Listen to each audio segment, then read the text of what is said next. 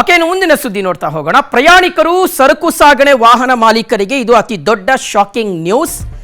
ಹೆದ್ದಾರಿ ಸವಾರರಿಗೆ ಮತ್ತೆ ಬರೆ ಎಳೆದಿರುವಂಥದ್ದು ಟೋಲ್ ಶುಲ್ಕ. ಸೊ ಟೋಲ್ ಶುಲ್ಕ ಅನ್ನುವಂಥದ್ದು ಟೋಲ್ ಫೀಸ್ ಜಾಸ್ತಿ ಆಗ್ತಾ ಇದೆ. ಮತ್ತೆ ಈಗ ಹೆದ್ದಾರಿ ಪ್ರಾಧಿಕಾರ ಟೋಲ್ ಶುಲ್ಕವನ್ನ ಮತ್ತೆ ಏರಿಕೆ ಮಾಡಿದೆ.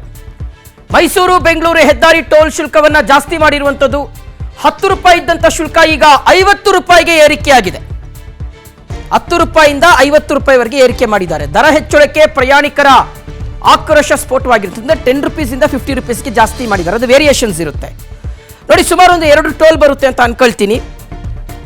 ಬೆಂಗಳೂರಿನಿಂದ ಮೈಸೂರುವರೆಗೆ ಒಂದು ಕಣಿಮಿಣಿಕೆ ಟೋಲು, ಇನ್ನೊಂದು ಟೋಲ್ ಬರುತ್ತೆ. ಶೇಷಗಿರಿ ಹಳ್ಳಿ ಹತ್ರ ಒಂದು ಟೋಲ್ ಬರುತ್ತೆ. ಟೋಟಲ್ 2 ಟೋಲು ಬೆಂಗಳೂರಿನಿಂದ ನಾವು ಮೈಸೂರು ರೀಚ್ ಆಗೋದಕ್ಕೆ.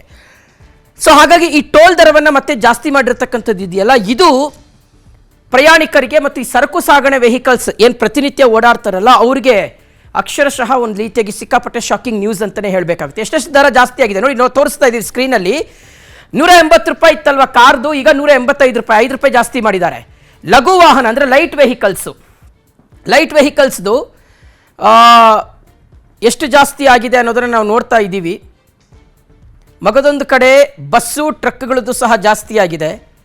ಆಮೇಲೆ ಹೆವಿ ವೆಹಿಕಲ್ಸ್ದು ಸಹ ಜಾಸ್ತಿ ಆಗಿದೆ.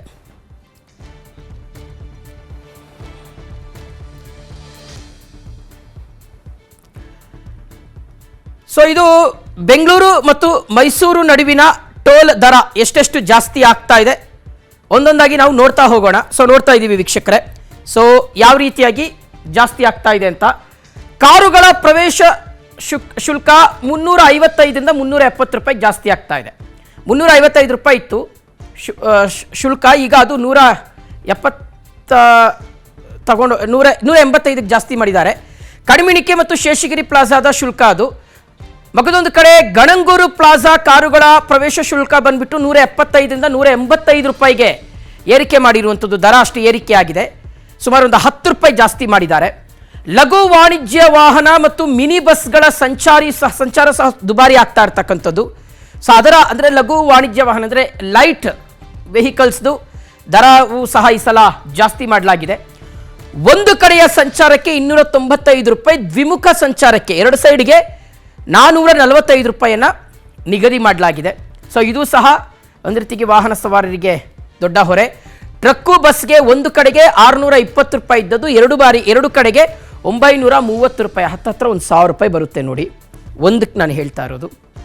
ಸೊ ಹೀಗೆ ರಾಜ್ಯದ ಪ್ರಮುಖ ಹೆದ್ದಾರಿಗಳಲ್ಲಿ ಟೋಲ್ ಶುಲ್ಕವನ್ನು ಹೆಚ್ಚಳ ಮಾಡಿರ್ತಕ್ಕಂಥದ್ದು. ಬರೀ ಈ ಬೆಂಗಳೂರು ಮೈಸೂರು ಮಾತ್ರ ಅಲ್ಲ, ರಾಜ್ಯದ ವಿವಿಧ ಕಡೆಗಳಲ್ಲಿ ಇರ್ತಕ್ಕಂಥ ಟೋಲ್ಗಳಲ್ಲೂ ಸಹ ಇದೇ ಒಂದು ದರವನ್ನು ಜಾಸ್ತಿ ಮಾಡಿದ್ದಾರೆ. 5 ತಿಂಗಳ ಅಂತರದಲ್ಲಿ 2ನೇ ಬಾರಿಗೆ ಟೋಲ್ ದರವನ್ನು ಜಾಸ್ತಿ ಮಾಡಿರ್ತಕ್ಕಂಥದ್ದು ಇದೆಯಲ್ಲ, ಇದು ಸಹಜವಾಗಿ ಪ್ರಯಾಣಿಕರ ಆಕ್ರೋಶಕ್ಕೆ ಕಾರಣ ಆಗ್ತಾ ಇದೆ.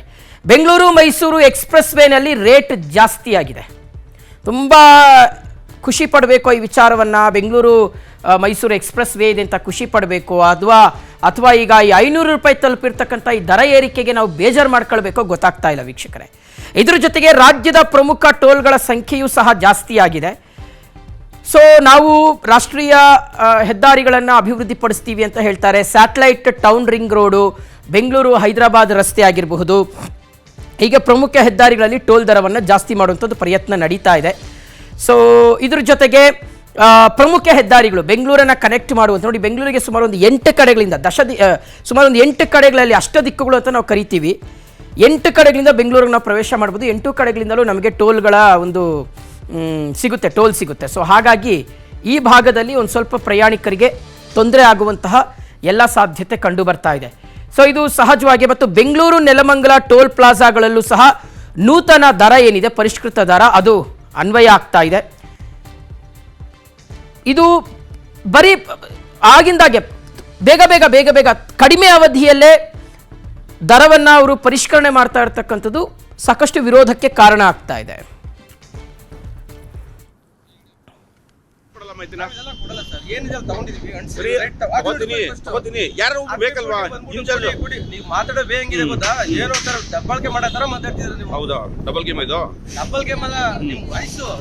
ಏನ್ ರೇಟ್ ಜಾಸ್ತಿ ಇದೆ ಅದನ್ನ ಹೇಳಕ್ಕೆ ಡಬಲ್ ಗೇಮ್ ಹೇಳಿ ಕೊಡ್ಲೇಬೇಕು ಅಂತಲ್ಲ ಹೇಳಿ ನಾವು ಹೆಂಗ್ ಬೇಕಂತಲ್ಲ, ಏನ್ ರೇಟ್ ಇದೆ ಅದನ್ನ ಹೇಳಿ. ಯಾರ್ ಪರ್ಮಿಷನ್ ತಗೋಬೇಕು? ಯಾರ್ ಪರ್ಮಿಷನ್ ತಗೋಬೇಕು? ಏನ್ ಪರ್ಮಿಷನ್ ತಗೋಬೇಕು? ಏನ್ ಪರ್ಮಿಷನ್ ತಗೋಬೇಕು? ಅಲ್ಲ, ಪರ್ಮಿಷನ್ ಏನ್ ತಗೋಬೇಕು? ಇಲ್ಲಿ ಕೊಡಲ್ವಾ? ನೀವು ಕೊಡಲ್ವಾ? ಸಂಬಂಧಪಟ್ಟವ್ರು ಯಾರು ಇದಾರ ಇಲ್ಲಿ? ಇಲ್ಲಿ ಯಾರು ಇಲ್ವಾ? ಸಂಬಂಧಪಟ್ಟವ್ರು ಇಲ್ಲಿ ಯಾರು ಇಲ್ವಾ? ಇಲ್ಲಿ ನಾವು ನೋಟಿಸ್ ಮಾಡಾಕ್ತೀವಿ ಅಷ್ಟೇ. ಇದ್ರ ಬಗ್ಗೆ ಹೆಚ್ಚಿನ ಮಾಹಿತಿ ಬೇಕು ಅಂದ್ರೆ ನೀವು ತಗೊಳ್ಳಿ ಅಂತ ಹೇಳ್ತೀರಿ ಸರ್. ಇಲ್ಲಿ ಕೊಡೋರು ಯಾರು ಇಲ್ವಾ? ಏನು ನಮ್ಮ ಬೆಂಗಳೂರು ಮೈಸೂರು ರಾಷ್ಟ್ರೀಯ ಹೆದ್ದಾರಿ ಪ್ರಾಧಿಕಾರದವರು ದಿನೇ ದಿನೇ ಒಂದು ವಾಹನ ಸಂಚಾರದವರಿಗೆ ಒಂದು ಹಣವನ್ನ ಒಂದು ವಸೂಲಿ ಜಾಸ್ತಿ ಮಾಡೋದ್ರಿಂದ ಜನಸಾಮಾನ್ಯರಿಗೆ ಮತ್ತು ವಾಹನ ಸಂಚಾರದವರಿಗೆ ತುಂಬಾ ಹೊರೆಯಾಗುತ್ತೆ. ಮತ್ತೆ ಕೇಂದ್ರ ಸರ್ಕಾರದವರು ಸಹ ಸರ್ವಿಸ್ ಒಂದು ರಿಪೇರಿ ಮಾಡ್ಕೊಡ್ಬೇಕು. ಮತ್ತೆ ಅಲ್ಲಿ ಹಾಕಂತ ಸಿಮೆಂಟ್ ಬ್ಯಾರಿಗೇಡ್ ಹಾಕೋದ್ರಿಂದ ನಮ್ಮ ಸಾಮಾನ್ಯ ಜನಗಳಿಗೆ ಮತ್ತು ಸ್ಥಳೀಯರಿಗೆ ಯಾವುದೇ ರೀತಿ ಅನುಕೂಲ ಆಗ್ತಾ ಇಲ್ಲ. ದಯವಿಟ್ಟು ಮೊದಲನೇದಾಗಿ ಆ ಸಿಮೆಂಟ್ ಏನ್ ಬ್ಯಾರಿಗೇಡ್ ಹಾಕಿದ್ರಾ ಅದನ್ನ ತೆರವುಗೊಳಿಸಿ ಸ್ಥಳೀಯರಿಗೆ ನೀವು ಒಂದು ಸಂಚಾರಕ್ಕೆ ಅನುಕೂಲ ಮಾಡ್ಕೊಡ್ಬೇಕು. ಇದು ಕೇಂದ್ರ ಸರ್ಕಾರದಲ್ಲ ಒಂದು ನಿಯಮ ಇದೆ. ಆದ್ರೆ ನೀವು ಯಾವ್ದೇ ನಿಯಮನ ಗಾಳಿಪಟ ಮಾಡಿ ತೂರಿ ಈ ದಿನ ಒಂದು ದುಡ್ಡಿನ ಪ್ರಾಮುಖ್ಯತೆ ಕೊಟ್ಟು ಇವತ್ತು ಟೋಲ್ ನ ನಡೆಸುವಂತ ಒಂದು ಕೆಲಸ ನೀವು ಮಾಡ್ತಾ ಇದೀರಾ. ಮುಂದಿನ ದಿನಗಳಲ್ಲಿ ಸಂಚಾರದ ಏನು ವಾಹನ ಸಂಚಾರದವರು ಇದ್ದಾರೆ ಅವ್ರಿಗೆ ಹಣನ ದಿನ ದಿನ ಏರ್ಸರಿದ ಹೊರೆ ಆಗ್ತಾ ಇದೆ. ಮತ್ತು ಏನ್ ಸಿಮೆಂಟ್ ಬ್ಯಾರಿಕೇಡ್ ಹಾಕಿದಿರಾ ಅದನ್ನ ತಕ್ಷಣವಾಗಿ ತೆರವುಗೊಳಿಸಬೇಕು. ಇಲ್ದಿದ್ರೆ ಮಂಡ್ಯ ರಕ್ಷಣಾ ವೇದಿಕೆ ಮತ್ತು ರೈತಾಪಿ ಜನಗಳಿಂದ ಟೋಲ್ಗೆ ಮುಚ್ಚಾಟವಾಗುತ್ತೆ ಮತ್ತು ಉಗ್ರ ಹೋರಾಟ ನಡೆಸಬೇಕಂತ ಎಚ್ಚರಿಕೆ ಹೇಳ್ತಾ ಇದ್ದೀನಿ.